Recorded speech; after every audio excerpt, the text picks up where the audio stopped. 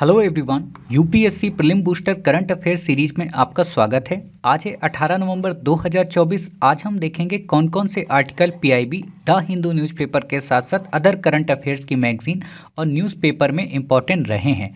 आज का जो हमारा पहला आर्टिकल है वो है विश्व टीकाकरण दिवस को लेकर। आपसे सिंपल सा प्रश्न पूछा जा सकता है कि विश्व टीकाकरण जो दिवस है कब मनाया जाता है, तो आपको पता हो कि 10 नवंबर को हम इसको मनाते हैं। ठीक, अब आपके मन में, कई सारे बच्चों के मन में आ रहा होगा इस बच्चे को देखकर कि ऐसा इंजेक्शन तो हमको भी कभी ना कभी लगा है, ये इंजेक्शन लगाया क्यों जाता है। साथ ही आप में से कई सारे बच्चों को ये भी नहीं पता होगा कि जो टीका और दवा है इसके बीच में डिफरेंस क्या होता है। तो मैं आपको सिंपल सा बता दूं, टीका को इंग्लिश में क्या कहते हैं। टीका को इंग्लिश में कहते हैं वैक्सीन।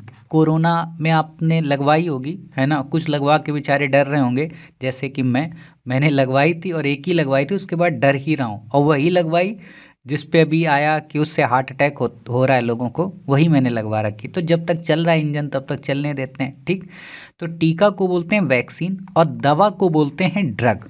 ठीक है, सरल भाषा में आपको समझाऊं तो इसका मतलब ये है कि वैक्सीन आपको तब दी जाती है जब आपकी तबीयत खराब नहीं होती है। मतलब वैक्सीन क्या है? वैक्सीन एक तरीके का प्री प्रोटेक्शन है, अर्थात आपके ऊपर कोई वायरस, कोई कीड़ा, कोई मच्छर हमला करे उससे पहले आपको प्रोटेक्शन देता है। ठीक, दवा की क्या खूबी होती है? ड्रग किसको कहते हैं? ड्रग उसको कहते हैं कि जब आपको कोई रोग हो गया, उस कीड़े ने आपको किस कर लिया, है ना, मच्छर तो बेचारे किस ही करते हैं।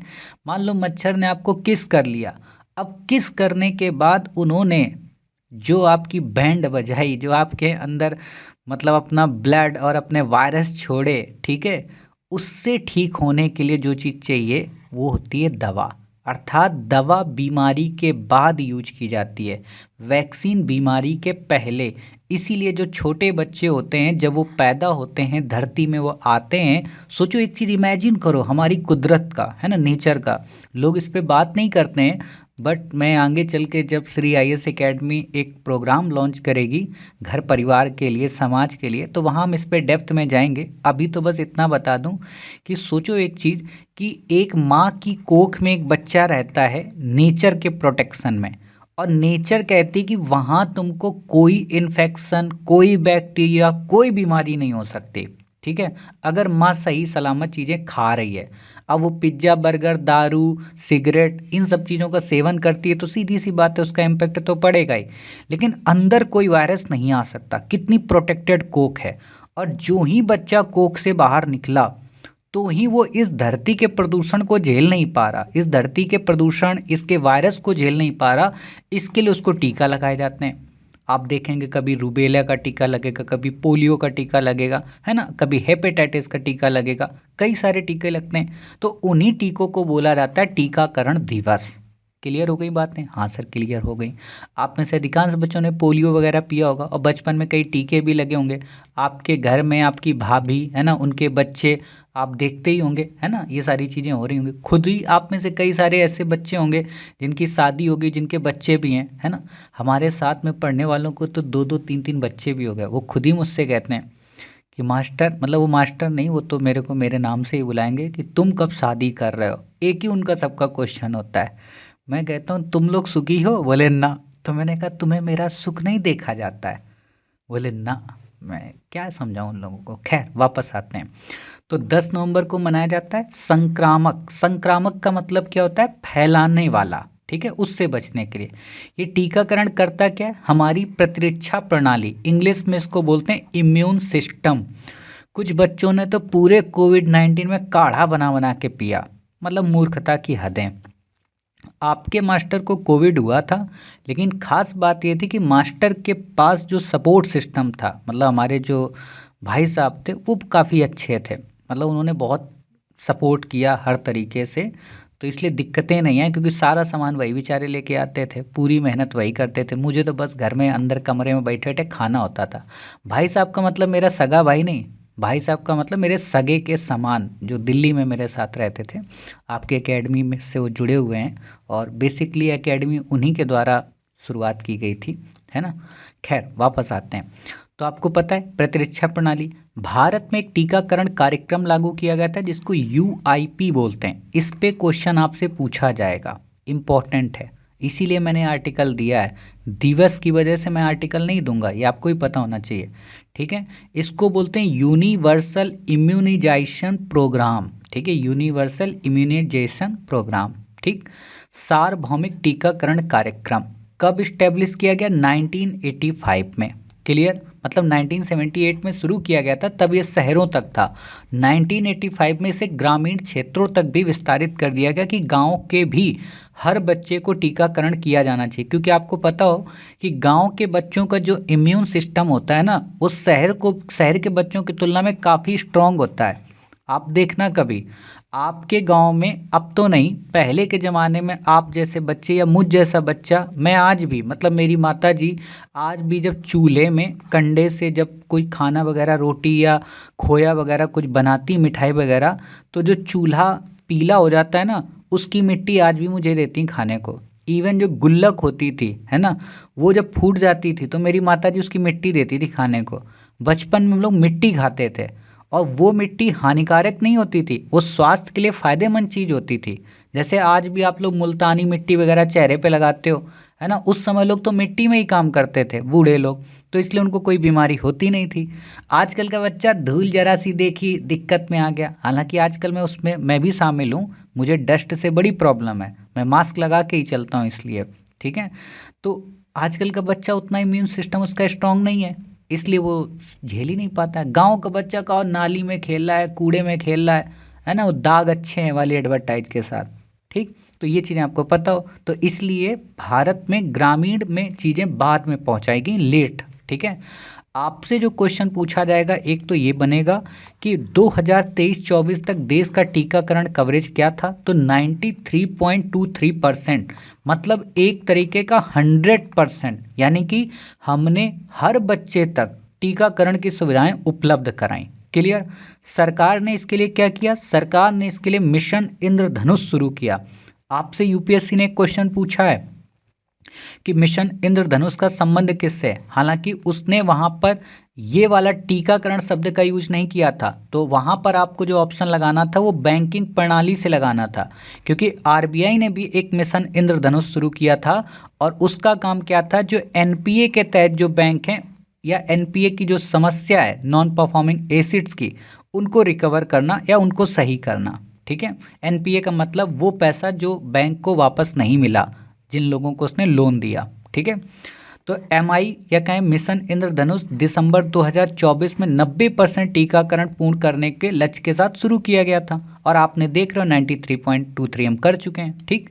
तो बाकी आपको यहाँ पे याद नहीं रखना है। यूविन एक पोर्टल है, और इस पोर्टल में यही वैक्सीन वितरण और रिकॉर्ड को सुव्यवस्थित रखा जाता है। आपका जो वो डाटा बना है ना, जो जिसमें मोदी जी की फ़ोटो थी, है ना। अच्छा एक चीज़ देखो, मतलब हमारे देश की दुविधाएं देखो, जब मोदी जी को एडवर्टाइज करवानी थी, जब तक वो वैक्सीन की एडवर्टाइज, वैक्सीन ठीक थी, तब तक तो मोदी जी की फ़ोटो आ रही थी। जो ही रिसर्च में सामने आया कि उस वैक्सीन से लोगों का हार्ट अटैक हो रहा, मोदी जी ने अपनी फ़ोटो हटा ली। ये तो गंदी बात है ना भाई। सुख में साथ हमने आपका दिया, अब हमारे दुख में आप साथ नहीं दे रहे हो, समझ गए। खैर वो तो प्रधानमंत्री जी हैं, हंसी मजाक चलता रहता है, और फिर आर्टिकल 19 में हंसी मजाक तो चलना चाहिए ना। आपको पता होना चाहिए कि रामधारी सिंह दिनकर जी जब संसद में गए थे, तो पंडित जवाहरलाल नेहरू की वो आलोचना की थी कि आज तो कोई नाम भी लेता है मोदी जी का तो उसको माइक बंद कर दिया जाता है, संसद सदस्यता रद्द कर दी जाती है। लेकिन वो पंडित जवाहरलाल नेहरू चुपचाप सुनते रहे, और सुनने के बाद जब संसद भवन से जब वापस लौटे लोकसभा से, तो उनको जाके मतलब थपथपाया पीठ। और मज़ेदार चीज़ जानते हो, राज्यसभा में रामधारी सिंह दिनकर को पहुंचाया किसने था? स्वयं पंडित जवाहरलाल नेहरू ने। मतलब अपने आलोचकों को भी अगर आप साथ में रखकर चल सकते हो ना, तो ही जवाहरलाल बन सकते हो। जवाहर सबके थे, ये एक बहुत अच्छी लाइन है कि जवाहरलाल नेहरू की जो पर्सनैलिटी थी ना, वो गजब की थी। ऐसे ही इंडिया का प्राइम मिनिस्टर नहीं बना था, और वो भी उस जमाने में।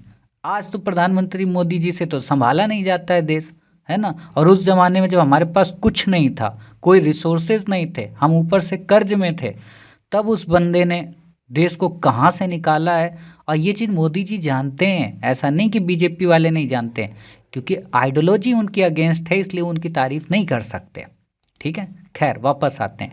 आपसे यहाँ पे क्वेश्चन बनेगा कि वो 12 टीका कौन से हैं, तो याद रखना 9 ये और 3 ये, इन पे क्वेश्चन बनेगा, इनकी लिस्ट बना लेना कि 12 टीका कौन है। तो डिप्थीरिया है, पर्टुसिस है, टेटनस है, पोलियो, खसरा, रुबेला, गंभीर बाल क्षय रोग मतलब वही TB, hepatitis B, haemophilus influenza type B, है ना, मेनिंजाइटिस और निमोनिया, ठीक है, के कारण होने वाला मतलब इन्फ्लुएंजा टाइप बी के कारण जो होने वाला रोग। ठीक है, बाकी की 3 बीमारियां rota virus, diarrhoea, pneumococcal pneumonia और जापानी इंसेफ्लाइटिस।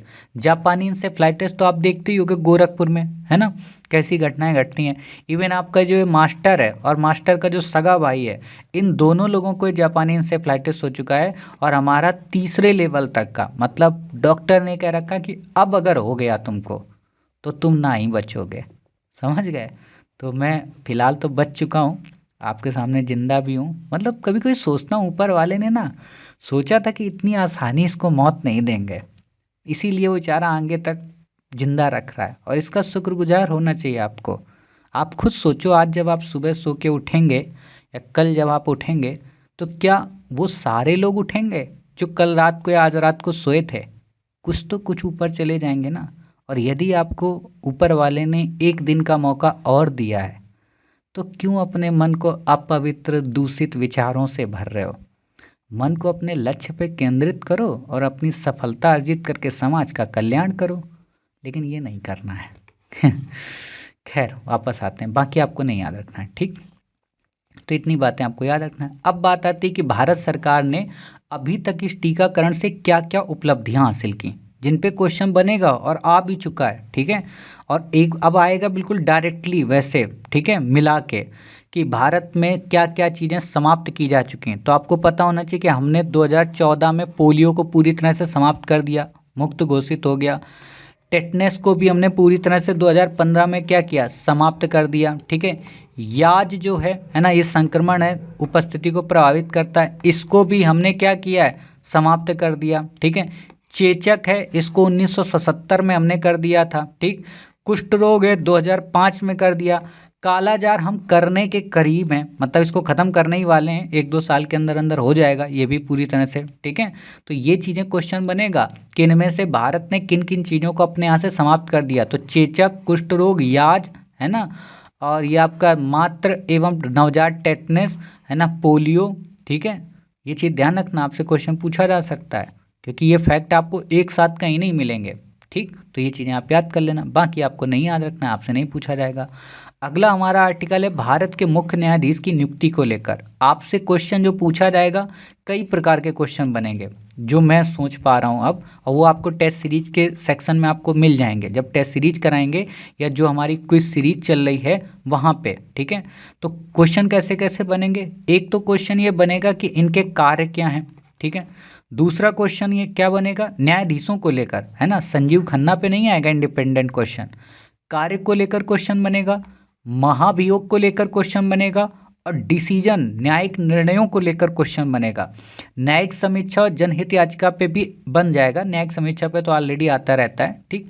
फिर जो क्वेश्चन बनेगा, हो सकता है कि ये जो 51 जजेस हैं इन पे क्वेश्चन बन जाए कि इनमें से कौन कौन से सुप्रीम कोर्ट का जज रहा है। हालांकि इस पे नहीं भी बनेगा ना, तो जो हमारे यहाँ के राष्ट्रपति हैं उन पर क्वेश्चन बन सकता है, प्रधानमंत्री हैं उन पे क्वेश्चन बन सकता है, उपराष्ट्रपति हैं उन पे क्वेश्चन बन सकता है कि इनमें से कौन से प्रधानमंत्री रहे, इनमें से कौन से उपराष्ट्रपति हैं जो राष्ट्रपति बने, इनमें से कौन से राष्ट्रपति हैं जो 2 बार राष्ट्रपति बने, इनमें से कौन से उपराष्ट्रपति हैं जो 2 बार बने।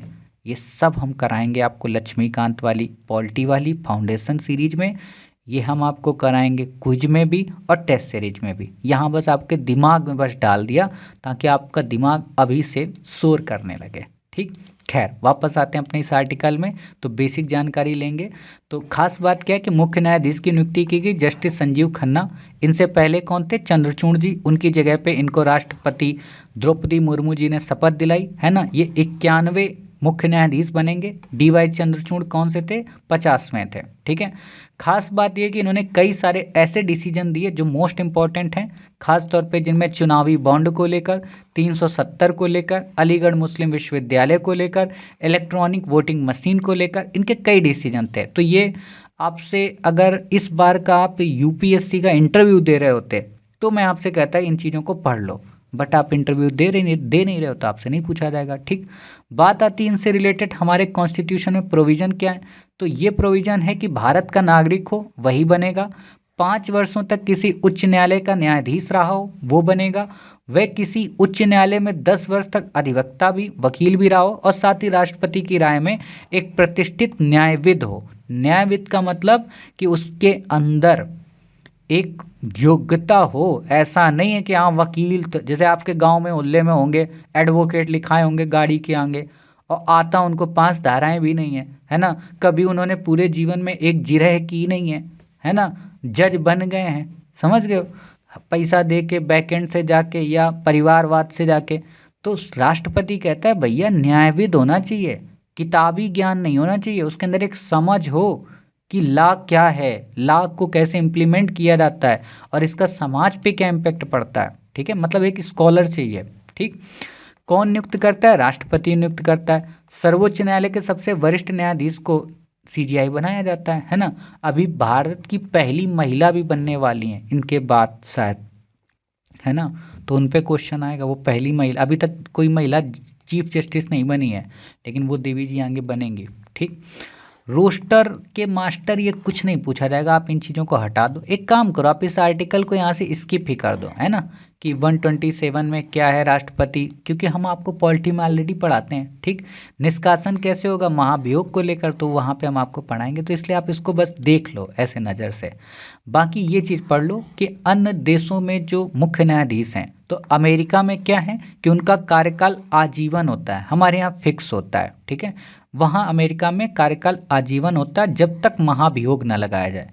यूनाइटेड किंगडम मतलब ब्रिटेन, यूके में क्या है, न्यायिक नियुक्ति आयोग अपील न्यायालय के न्यायाधीशों में सर्वोच्च न्यायालय के विशेष पैनल के माध्यम से चीफ जस्टिस की नियुक्ति करता है। ठीक है, और इसका भी कार्यकाल आजीवन होता है, सेवानिवृत्ति 75 वर्ष। ठीक है, 75 वर्ष के अंदर अंदर उसको लेना पड़ेगा, बाकी आपको नहीं याद रखना है। ठीक।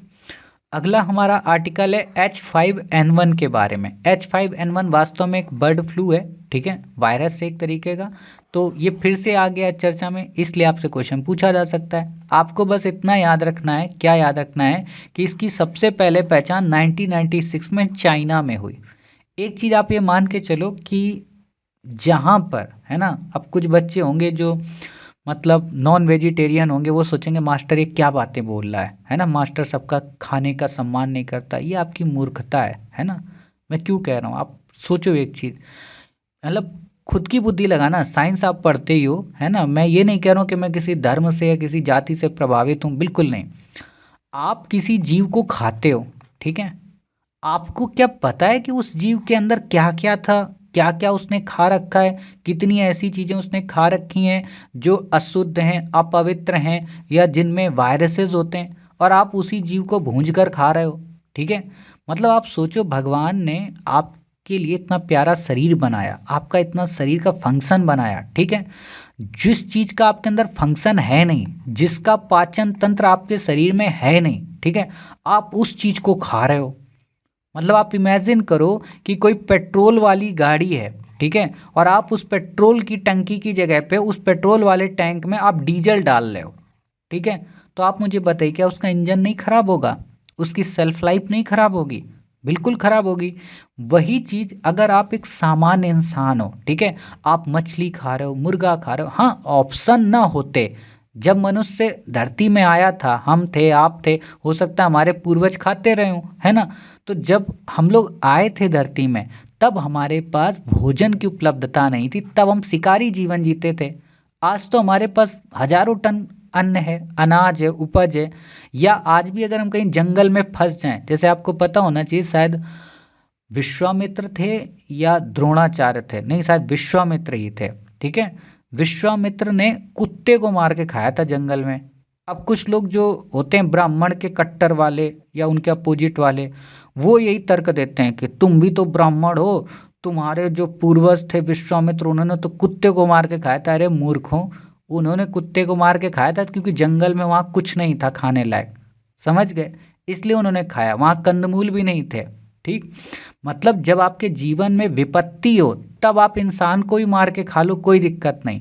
बट जब आपके पास ऑप्शन अवेलेबल हो तो वहाँ पर अपने पाचन तंत्र का ध्यान रखो।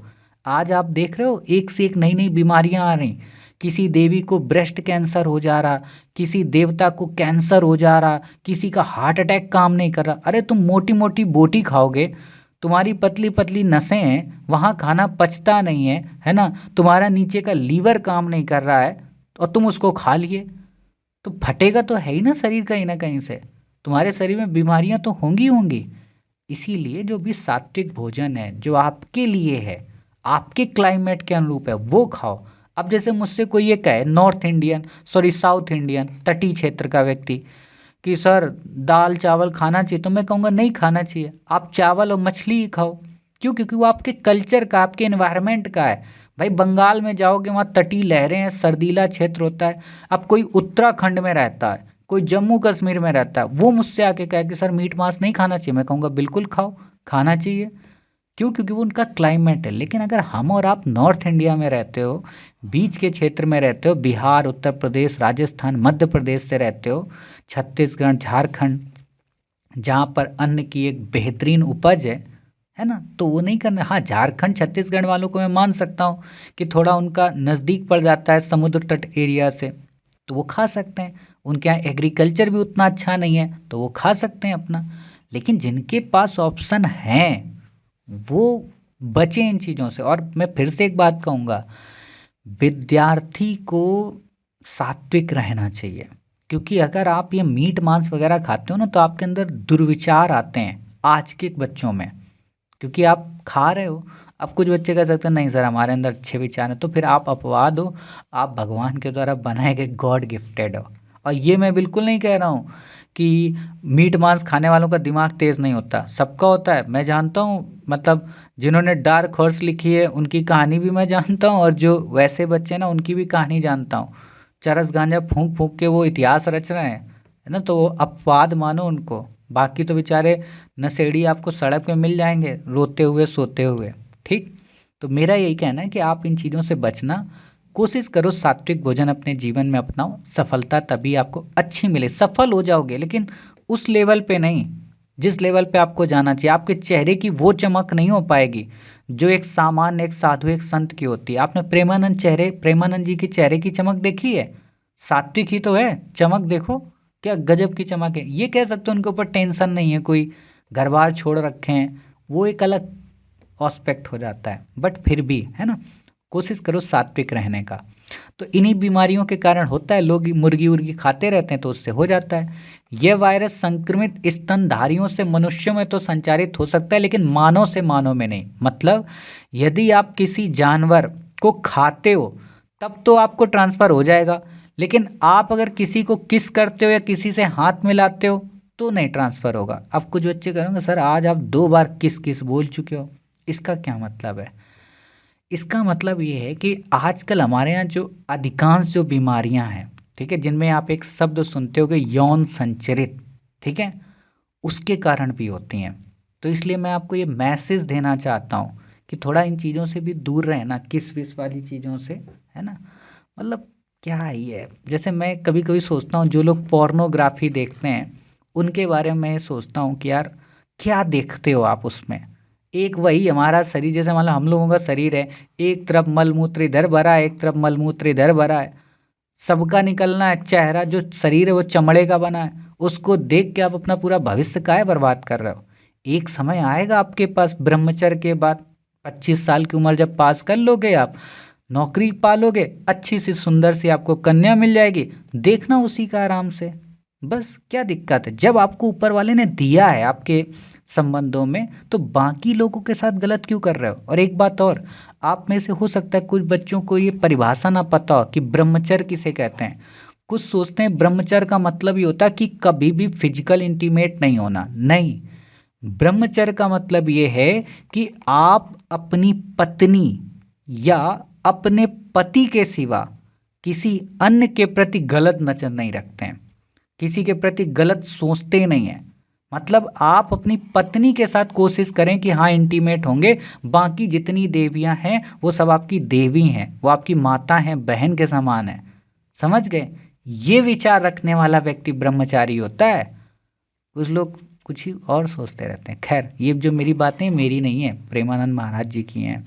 ब्रह्मचर्य वाली तो मेरी है, लेकिन ये वाली प्रेमानंद महाराज जी की है। खैर, वापस आते हैं। एक सिंगल स्ट्रैंड आपसे नहीं पूछा जाएगा, आप इसको स्किप कर दो, ठीक है।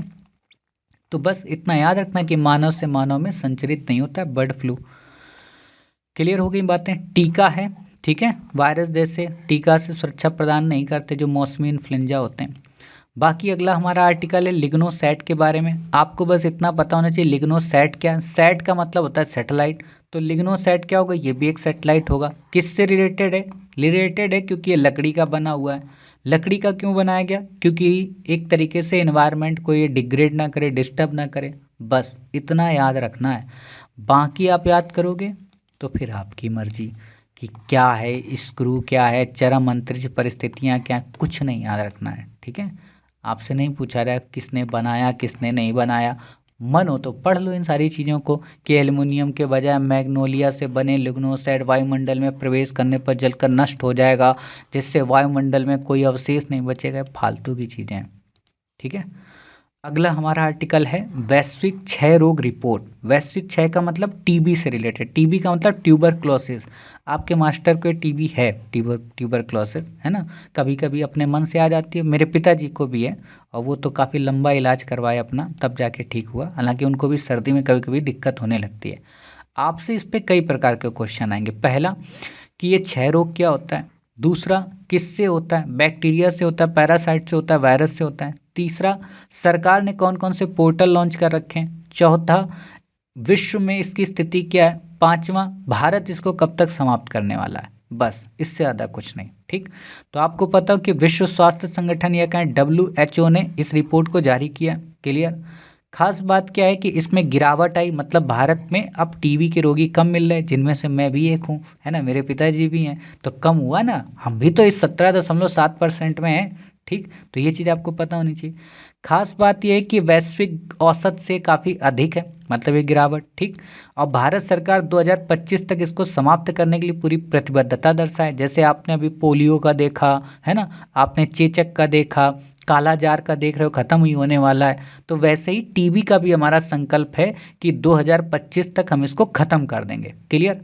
खास बात एक और है कि विश्व में 5 ऐसे देश हैं जो 50% क्षय रोग को ढोते हैं, मतलब टीबी वहाँ पे पाया जाता है 50%, मतलब 56% टीबी केवल 5 देशों में, और बाकी की 44% टीबी पूरी दुनिया में, जिनमें से भारत के पास 26% है, मतलब 26% पेशेंट भारत में, 10% इंडोनेशिया में, 6.8 चाइना में, 6.8 फिलीपींस और 6.3% पाकिस्तान में। पाकिस्तान में वैसे भी पोलियो की भी काफ़ी ज़्यादा है, और कई बार खबरें आती हैं हमारे यहाँ कि पाकिस्तान से जो व्यक्ति आता है ना, उससे पोलियो हमारे यहाँ ट्रांसफ़र हो जाता है।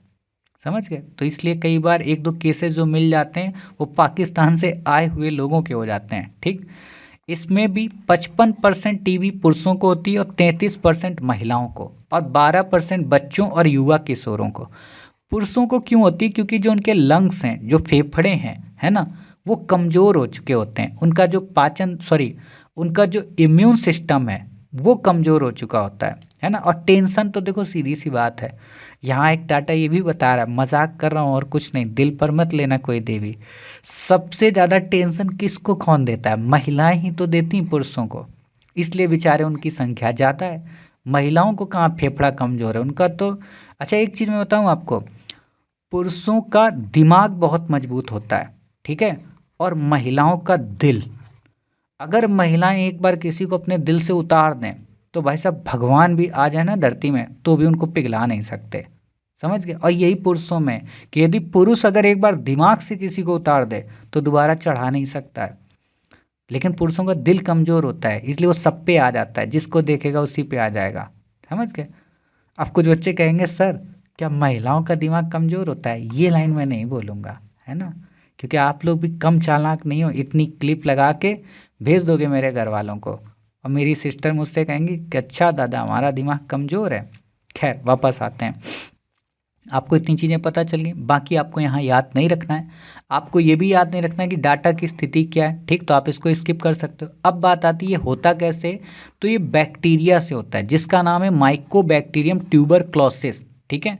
क्वेश्चन आएगा, एक ये भी क्वेश्चन बनेगा कि इनमें से कौन कौन से रोग वायरस से होते हैं, कौन कौन से बैक्टीरिया से होते हैं, तो आपको पता होना चाहिए कि बैक्टीरिया से जो होता है वो टीबी होता है। कमेंट बॉक्स में आप मुझे बताओ कि डेंगू, मलेरिया, ठीक है, कालाजार, कोरोना, ठीक है, और एक और आप मुझे बता दो, डेंगू, मलेरिया, कोरोना हो गया, ठीक है, ये 6 रोग, ठीक है। इनमें से कौन से रोग जो हैं परजीवी से होते हैं, पैरासाइट से होते हैं, ठीक है, बताना आप। संक्रमण कैसे होता है, एक व्यक्ति से दूसरे व्यक्ति में हवा के जरिए फैलता है। अब यहाँ पे भी वही लाइन जो मैंने आपको बोला, मान लो अगर किसी को टीबी है, आप उसको किस कर ले तो बेचारे दूसरे को हो जाती है, ठीक। इसलिए मैंने आज तक किसी देवी या किसी देवता को किस नहीं किया, बचता हूँ। पहले मैं बच्चों को कर लेता था, जो छोटे छोटे बच्चे होते, देखो किस का मतलब गंदा वाला ना सोचा करो। एक प्यार होता है, एक इमोशन होता है, एक फीलिंग होती है, ठीक है, कोई अच्छा लगता है आपको। तो पहले मैं छोटे बच्चों को कर लेता था, अब नहीं करता हूँ। 2 वजह से अब नहीं करता हूँ, एक तो ये अपनी बीमारी की वजह से, और दूसरा कहीं वो अपनी मम्मी से ये ना कह दें कि इनके अंदर मैनर्स नहीं है, ये बैड मैनर्स हैं, क्योंकि स्कूल में वो सीखे बैठे हैं, तो इसलिए मैं इन चीज़ों से दूर भी रहता हूँ अब, ठीक। तो इन चीज़ों से बचना चाहिए। तो दूसरे व्यक्ति में फैलता है, जब फेफड़े की क्षय रोग से पीड़ित व्यक्ति खांसता है, छींकता है, इवन थूकता है, तो भी हवा में फैलते हैं। जब मैं खांसता था, छींकता था, थूकता था, तो मुझे खुद दिक्कत होती थी, उससे हो जाता। इवन मेरे पिताजी, हम लोग साथ में पहले लेटते थे, फिर पिताजी कहने लगे कि नहीं, मतलब मैं अलग क्योंकि पिताजी को तब था, और उन्हीं से लेटने के कारण मुझे हुआ थोड़ा थोड़ा, ठीक। खांसी के साथ बलगम आता है, खून आता है। 2021 में जब मैंने एकेडमी शुरू की थी, मुझे याद है उससे मुझे टीबी रहती थी, क्लासेस पीक पे जाती थी, तब सुबह मुझे खून आता था। सीने में दर्द होता है, वजन कम होना, बुखार, रात में पसीना आना, कॉमन सी चीज़ें हैं।